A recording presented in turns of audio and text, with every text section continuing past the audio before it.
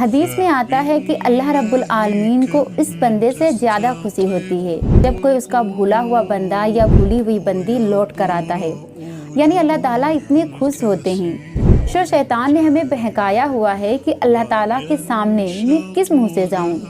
شیطان کا حضرت آدم علیہ السلام سے پہلا ایکسپیرینس تھا، گناہ تو کروا لیا مگر ڈسپوائنٹ نہیں کروا سکا توبہ سے۔ آدم علیہ السلام نے کہہ دیا ربنا ظلمنا انفسنا وان لم تغفر لنا، لیکن شیطان نے پھر کہا اب میں ان کی نسلوں کو ڈسپوائنٹ کروں گا۔ توبہ کرتے رہیں توبہ جب تک شیطان آپ سے مایوس نہ ہو جائیں۔